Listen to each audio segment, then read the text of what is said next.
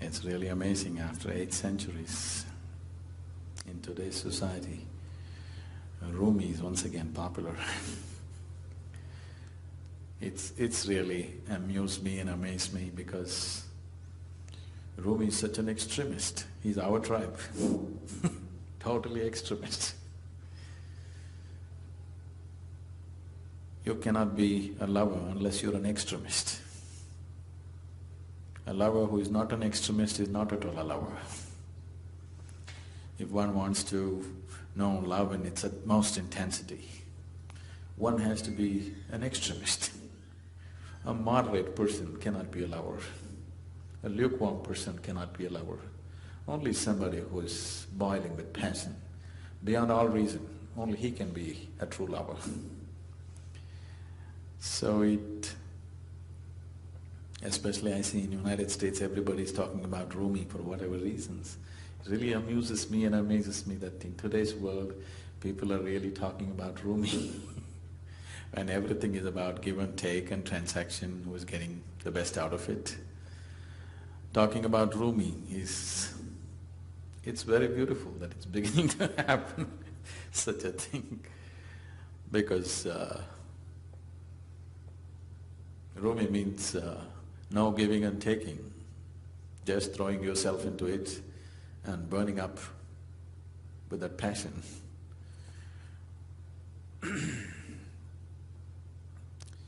This is not unique to Rumi. Anybody who's been a lover, whose love carried them beyond certain limitations have always been like this. Otherwise, a lukewarm love is an insipid love. It's only a transaction for fulfilling each other's needs and desires, a game that is played. If one wants to use that emotion to reach their ultimate nature, it has to be an extremist kind of emotion. An ordinary emotion will not take people there.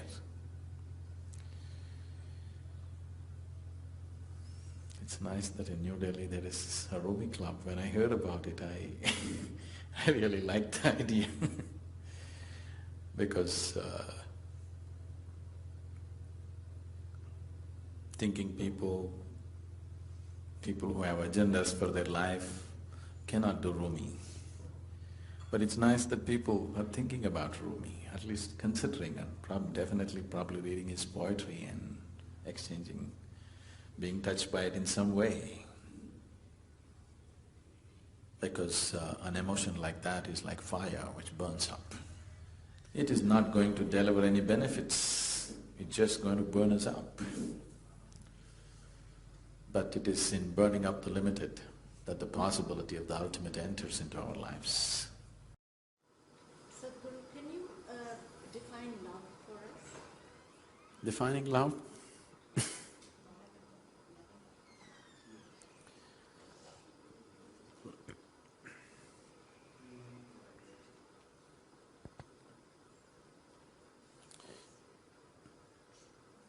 Defining love, let's look at the various forms of expression that love is finding, first of all. For most people in the world, love is just a mutual benefit scheme. Okay. People have different kinds of needs, physical, psychological, emotional, social, financial, so various types of needs. To fulfill these needs, I love you is always a good mantra. Without that mantra, many doors will not open for you. So that's one level of thing. But fundamentally, what is this that we're calling as love? Somewhere, the way the human being is right now, no matter where he is in his life, no matter what he is, what he's achieved, somewhere there is a sense of insufficiency. It's not enough the way he is. The way he is right now is not enough. He wants to include something else as a part of himself, to make himself more complete. So love is a huge longing to include the other as a part of yourself.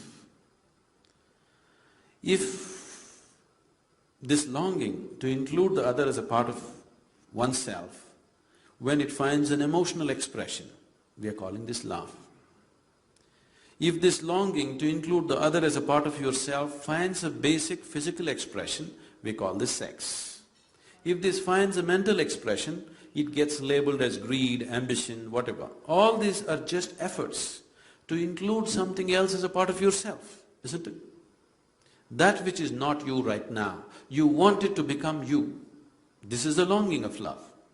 So, it is just an emotional expression of the same longing which a human being is constantly longing for, to include something else as a part of himself.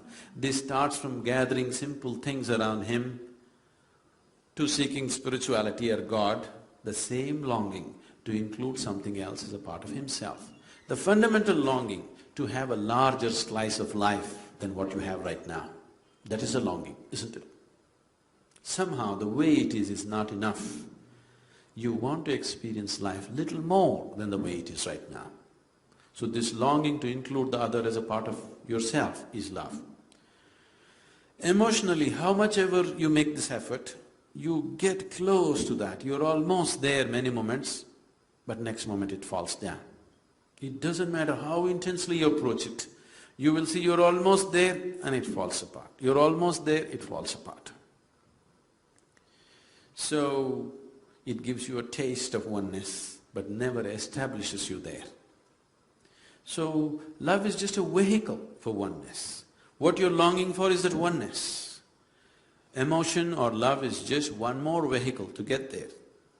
But it is a vehicle which takes you close to the other bank and turns you around, close to the other bank and turns you around, never lands you there. So, when you get sufficiently mauled by the process of love, you will be ready for grace. What is called as grace? Anything that I say will be misunderstood. Because what is not logical and physical cannot be put into language.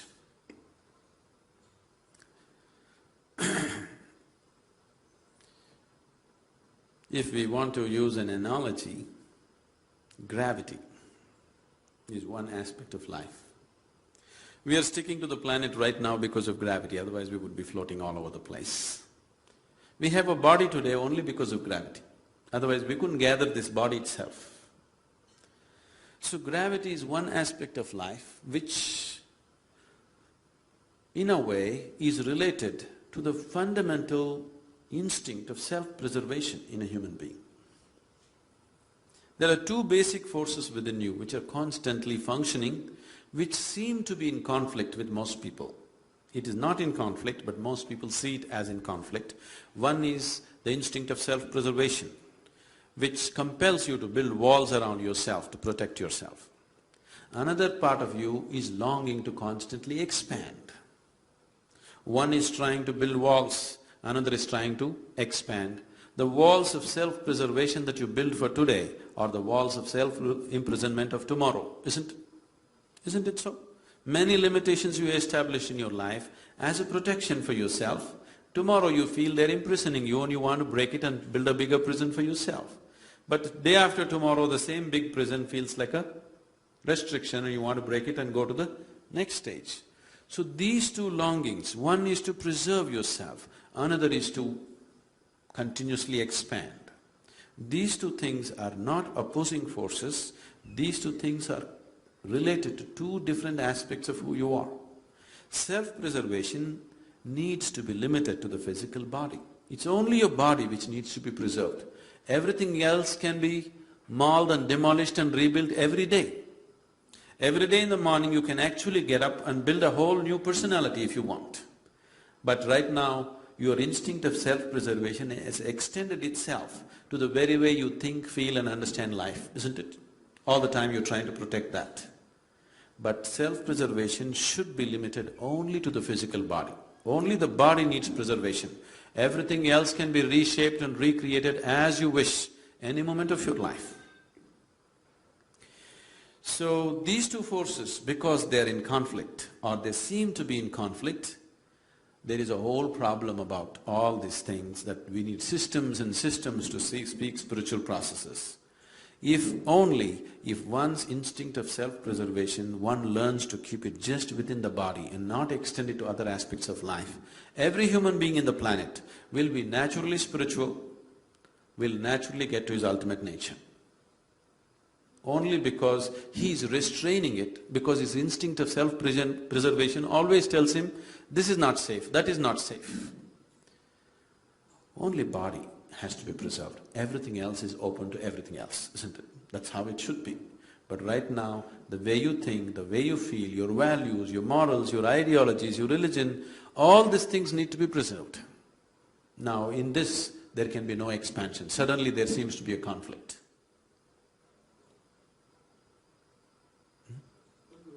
You were talking about love and grace. Can you elaborate that a bit more? So if we have to use an analogy, gravity and grace, let's put them as opposites. Gravity is trying to hold you down.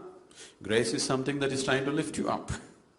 This is only an analogy, because grace cannot be explained that way. If you're released from the physical forces of existence, then grace bursts forth in your life. It is not that grace has to come, always in your calendars and pictures you saw grace is coming as a few rays of light and reaching a particular person. It is not so. As gravity is active, grace is constantly active. It is just that you have to make yourself available to it. With gravity you have no choice, anyway you are available to it. But with grace, you have to make yourself receptive and available to the forces of grace. So all the work, whatever kind of spiritual work you do, whether you do prayer or puja or asana, pranayam or whatever you do, ultimately you are just working towards making yourself available to the force of grace. Because without grace you won't be lifted up. Which way you approach it depends upon what you're exposed to, what kind of a person you are. But whatever you're doing, you're just making yourself fit enough to be available to grace.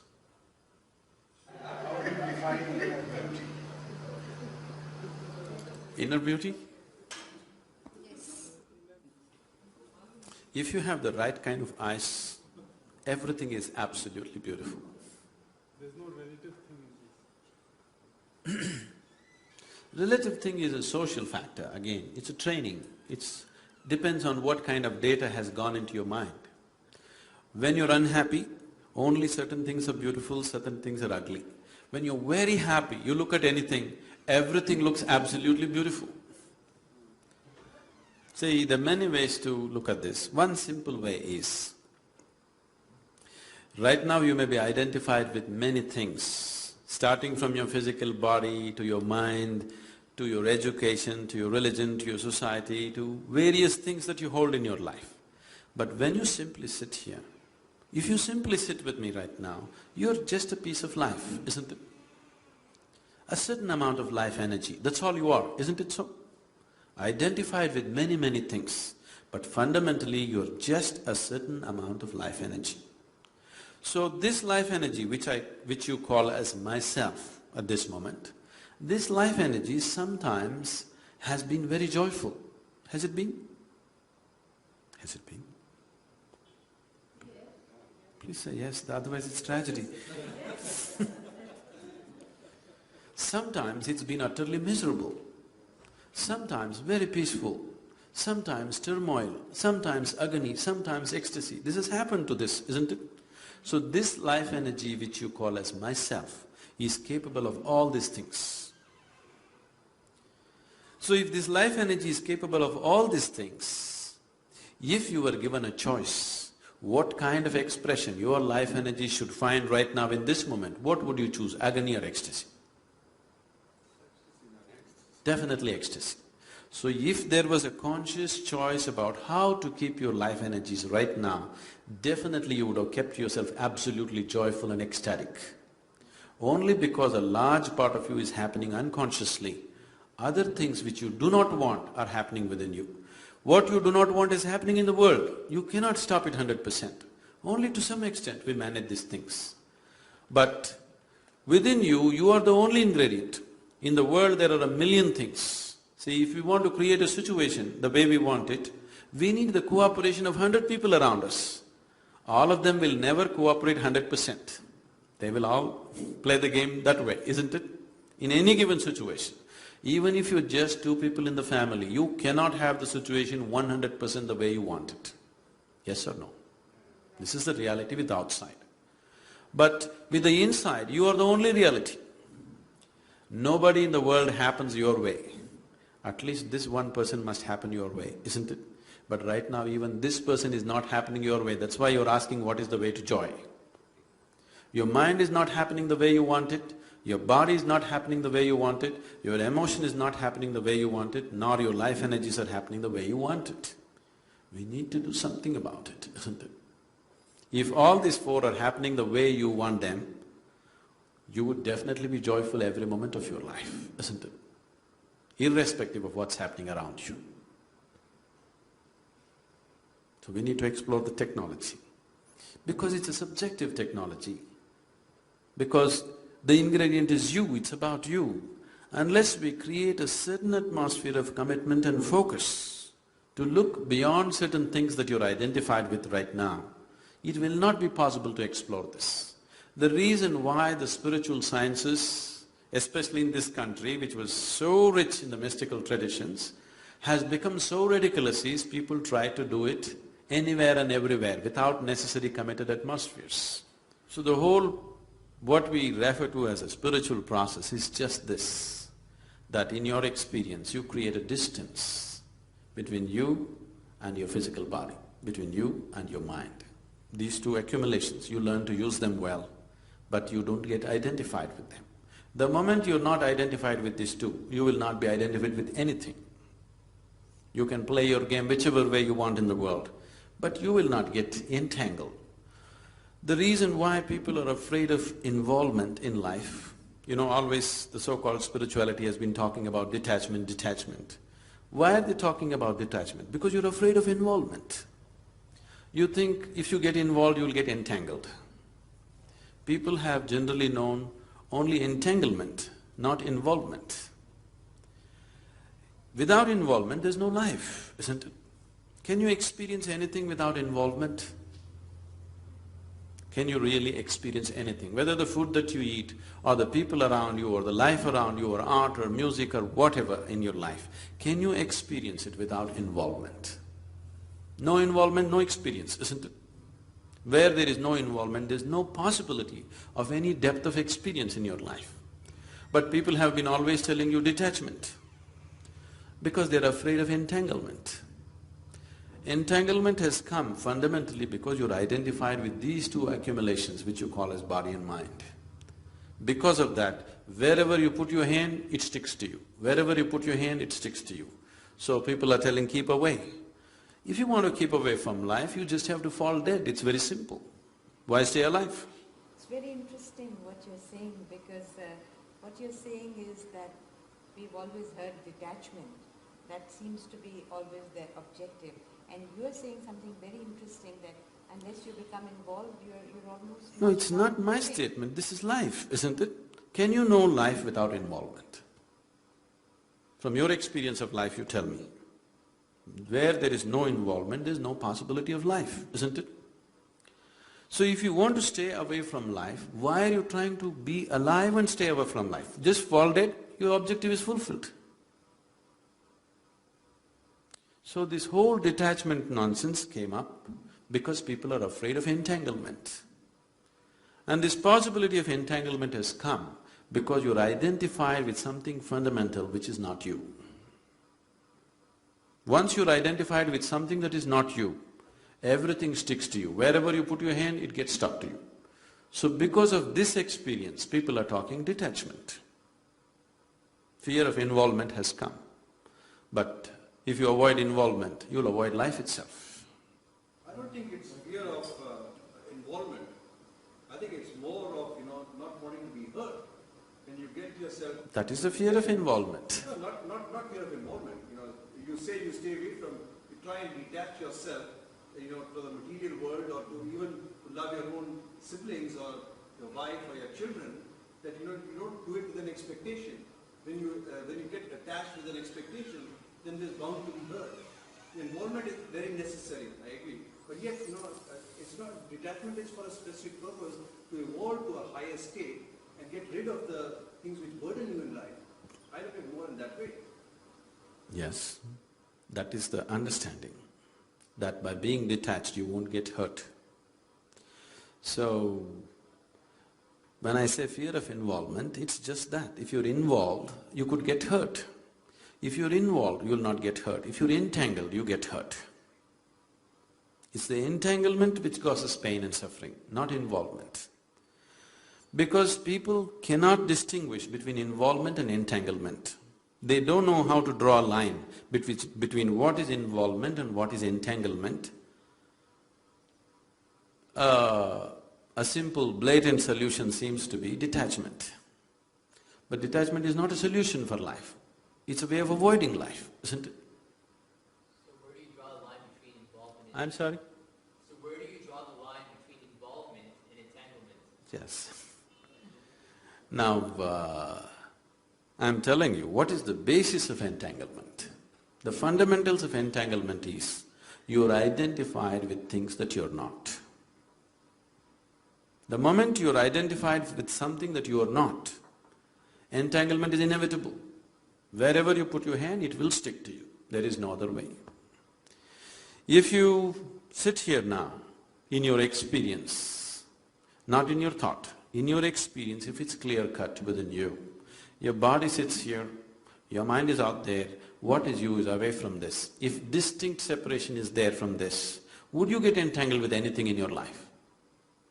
Only because you're attached to this body, you're entangled with this body, you get entangled with every body.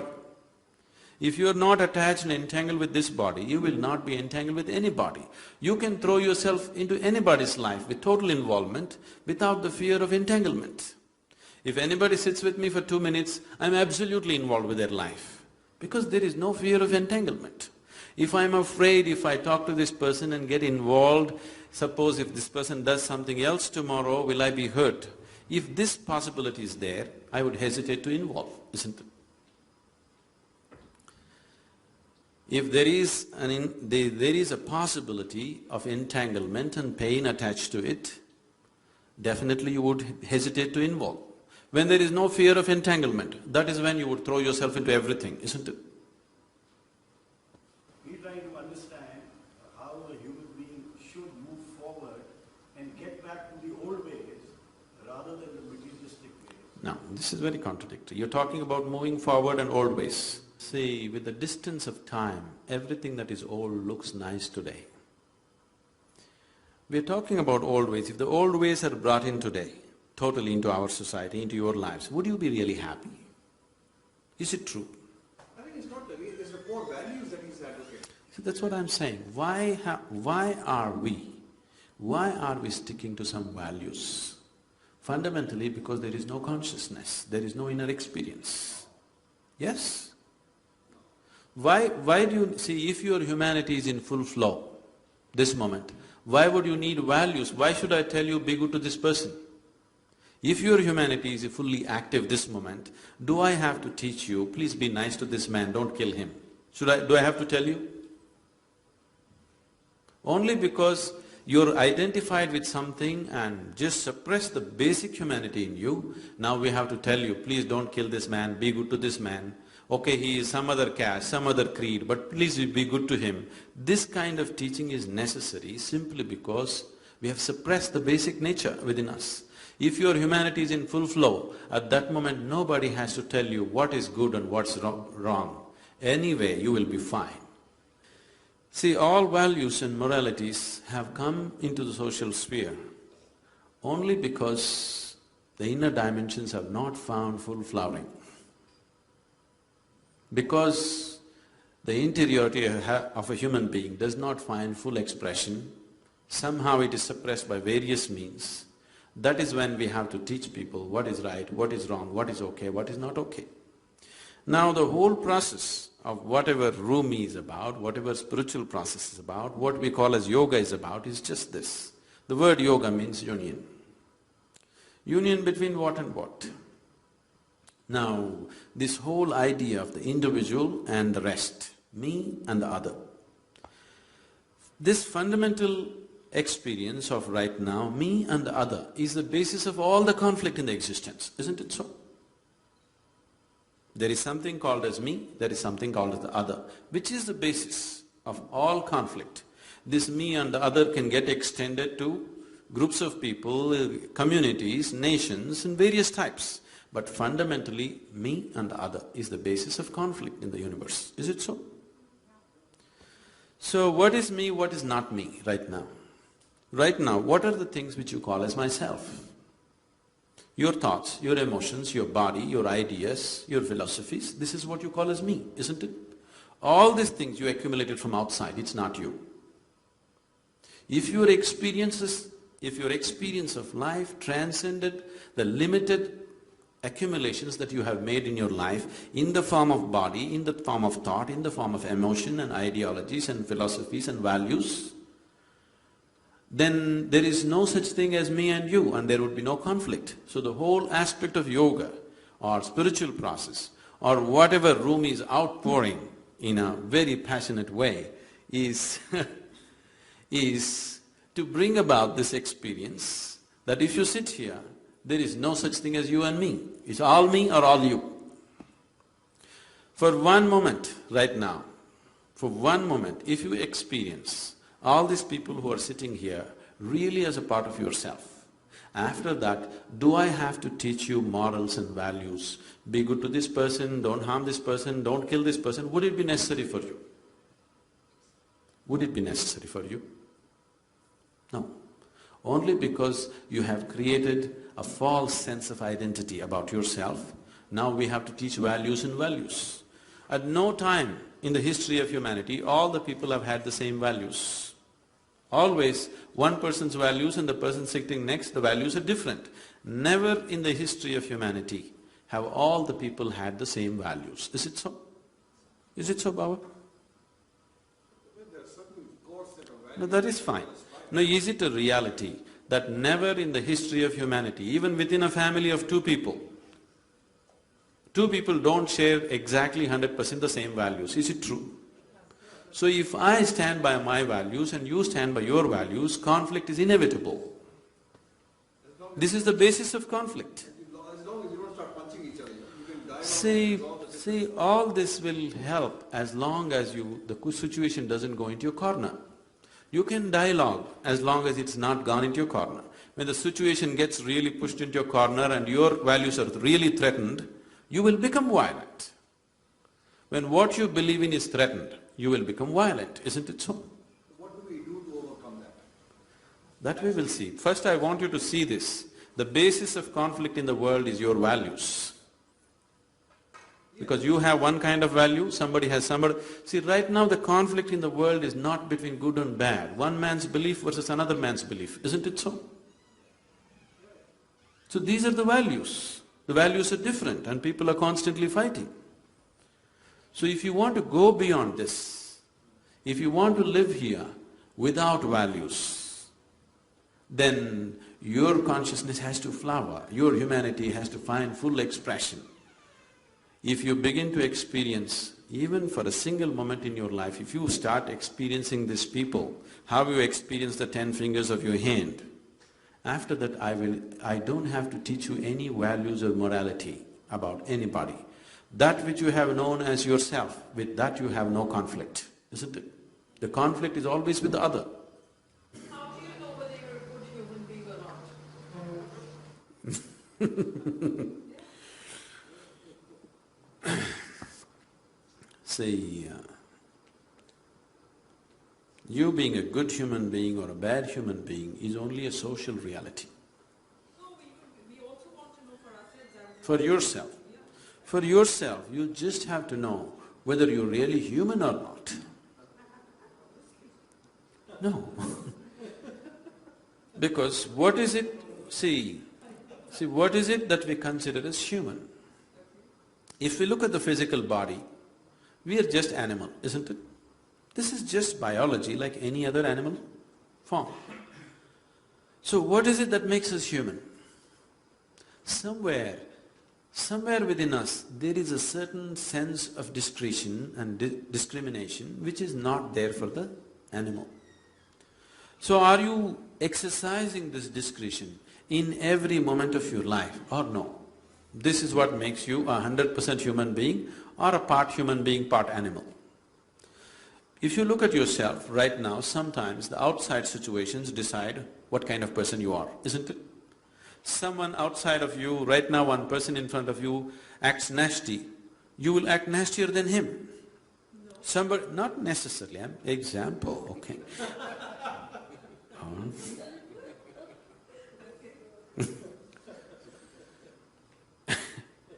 Somebody gets angry with you, you get angry with him.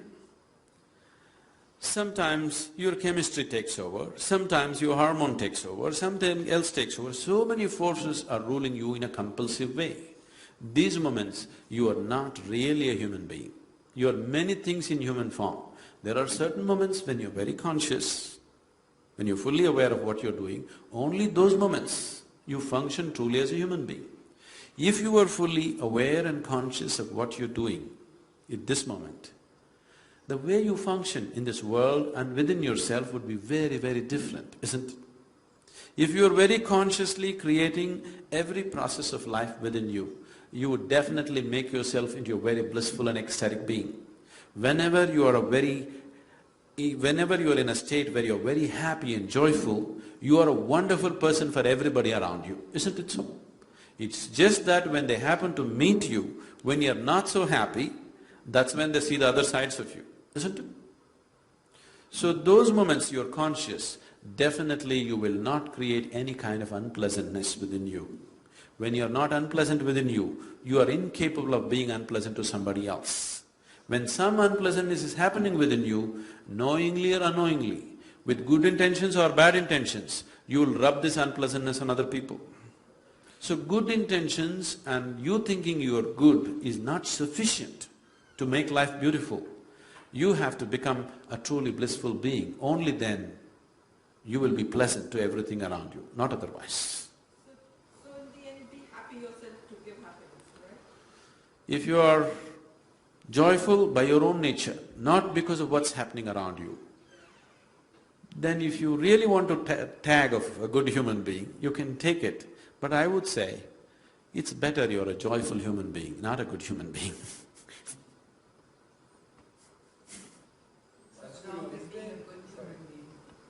Because the moment you say something is good, essentially you have to make something else bad, isn't it?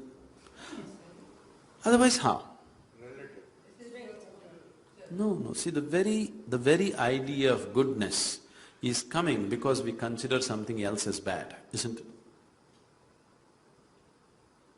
The more good I think I am, the more I will think all these people are not okay. No, but I also think that… Please look at the fundamentals of goodness. How is it no? It's a very relative word. It is very relative. See, someone who thinks he's very good, in his mind, nobody in the world will be okay. If nobody in the world is okay, it's not a good question of goodness, it's a question of sickness. No, but if somebody thinks he's good, then he feels others are also good. See, right now, the idea of goodness, when you use the word good, it cannot exist without the opposite of bad. It cannot exist. It doesn't matter how much you try to play it up, how much makeup you apply in the bad and say we will accept the bad also. The idea of goodness has come from considering something else as bad. The more and more you get identified with what you call as goodness, the more and more you will resist what you call as bad. In this resistance, the moment you say, I am good, you have divided the world into two. The moment you divide the world into two, there is no question of inclusion. There is a certain exclusion, isn't it? There's an apple lying here and there's no other apple. I'm sorry? There's an apple lying here and there's no other apple around. And I say this apple is good because it is good. See, because you have seen rotten apples too. Okay? If you had never seen a rotten apple, you would just say it's an apple. You wouldn't say it's a good apple. I'm not saying that. See, only because there is a rotten apple which you consider as bad. A rotten apple is not a bad apple. A rotten apple is feeding other kinds of organisms, okay? What you call as a good apple tastes good in your mouth. Rotten apple is tasting very good for some other organism, that's why it is rotten. Somebody else, this apple only one human being eats, that apple a million organisms are eating. So your idea of a bad apple is a rotten apple simply because somebody else is eating it, it's bad for you. It is not a bad apple. It is just being eaten by somebody else with whom you don't identify, who are microorganisms. What do you think of time? See, from where to where we jumping. Time is again a human creation. Yes, definitely. Otherwise, how do I tell you what time to come for dinner? If we all become timeless, how to invite you for dinner, tell me? We are all slaves to it. We don't have to be slaves to it. It's a device that we used for our convenience. See, if we don't divide this day into 24 hours, would you know when to come here for dinner? It's a convenience. Where is the question of enslavement? I come when I'm hungry, I come, even if it's here. So you may come when you're hungry, but there may be no dinner when you come. You may not feel hungry till 1 o'clock in the morning. That doesn't mean it's the dinner time here. I mean, you get See. bound by Hmm. when time is See, any convenience that we create for yourself, time or money or a car or a technology that we created for our convenience, out of our unawareness, we get enslaved to it. There is nothing wrong with the device that we created. There's nothing wrong with the car, there's nothing wrong with the money, there's nothing wrong with the time. You got enslaved to it out of your unawareness. That's the problem, isn't it? Time is not the problem, money is not the problem, car is not the problem, any other technology is not the problem. You got enslaved to it, that is the problem. Enslavement happened because you're unaware. So your unawareness is the problem. So how to become aware? What is this awareness? Awareness is in many different levels. What you are aware of is all that exists for you. This must be understood. Right now you're sitting here, don't turn back and see. Right now there is a huge dinosaur standing behind you. You are not aware of it. Does it exist for you? No. So it doesn't matter, such a huge animal is standing there, you are not aware of it, so it doesn't exist for you. So only what you are aware of exists for you. Right now your awareness is limited to small aspect of your life. Whole aspect of spirituality means to become aware of everything that you are, so that before you go, you know life, you experience life in its totality, to live totally. To live and to live totally, that's spirituality, so that you know life in all dimensions. You don't go just knowing a little part of your life, you want to know all of it. So if you want to know all of it, how? If we have to use an analogy, let's say we turn down the voltage for the lights. Now let's say just one light is there, it just lights up only that much. Only that much we see. If you turn up the voltage, suddenly you're able to see much more because the light has spread. So awareness is just like this. Right now your energies, your body, your emotion, your mind, everything is functioning a certain limited voltage. You crank up the voltage, suddenly you start seeing so many things which are not in your experience till that moment. So in a way, to put it very simply, to put it technically, you need to turn up your voltage. The voltage, the life voltage within you. Today she was saying, she doesn't want to sleep because she wants to live. If you don't want to sleep, I don't want to sleep will not take away sleep. You turn up your voltage, suddenly no sleep.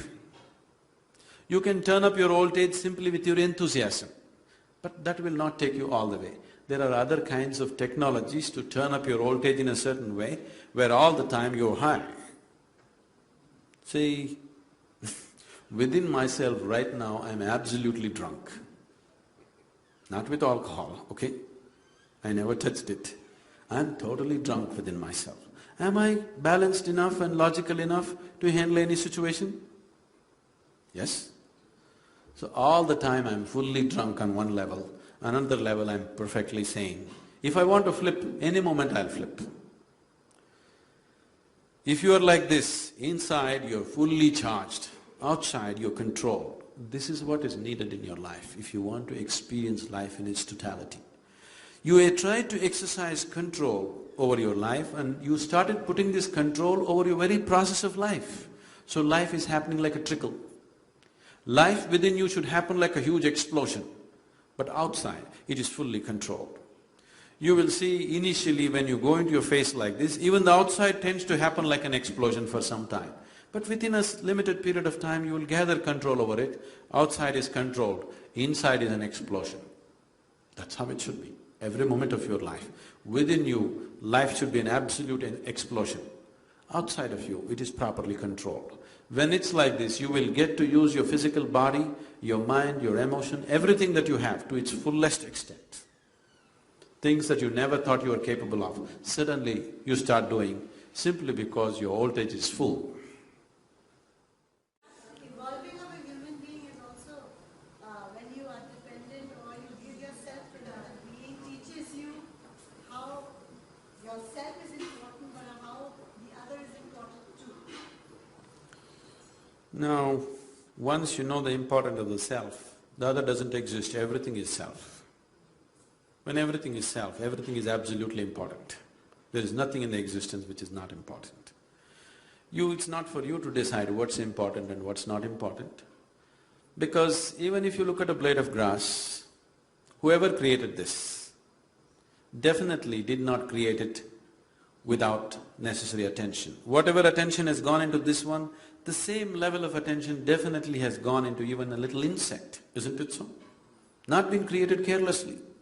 So if the creator, whatever is creating this, thinks it is important, what's your business to think something is important or not important? Every damn thing in the existence is important. Because creator thinks it's important. He's paid enormous attention to it. It must be important, isn't it? And when you experience everything as you, everything is very important. Because you are important, isn't it? See, the seat of your experience in this world is you. It is yourself. Your very basis of your experience is you. So without you, there is no life. Making the other important is not the point. It is just making the other as yourself, or making yourself as the other. That transforms everything. Now, I know it's always been understood or misunderstood that if you walk the spiritual path, first thing is leave your husband or leave your wife. Yes, if it's spirituality is a good excuse, honorable excuse to walk out of your marriage. Instead of going through a simple divorce, if you take sannyas, it helps socially. But what is spiritual is something that you do within yourself, not what you do outside of yourself. Whether you live in a cave, or you live in a palace, or you live in marriage, or you live as a monk, these are arrangements that you make according to your requirement. But spiritual process is always the inward, not of what you do outside. What kind of clothes you wear, what kind of life you live is nothing to do with your spirituality. The way you are within yourself is your spirituality. Thank you very much for being here. I would like to take this opportunity. We have a full-fledged center about 35 kilometers from Coimbatore in the rainforest. It's an extremely beautiful place. I didn't make it that way. The mountains were there before me, the forest was there before me. So we have created a very powerful center. Powerful, when I say, is something that you have to experience. It's a very powerful space. The whole space has been consecrated for one's transformation. That just entering the space is a different experience for people. The way it is done, everything is 100% volunteer force. The whole Asia activity is 100% volunteer, every one of them who is working for it. There are over 250,000 registered volunteers and over 700 full-time volunteers in the foundation who are doing a wonderful, miraculous job. I'm not saying wonderful because of the volume of work. The volume doesn't mean much to me, but the way it's being done. with what kind of love and involvement people are doing things on everyday life is so fantastic. I don't pass a single day in my life without seeing tears of love and joy around me. I don't think man can have any better fortune. I want you to come and experience this fortune someday, please.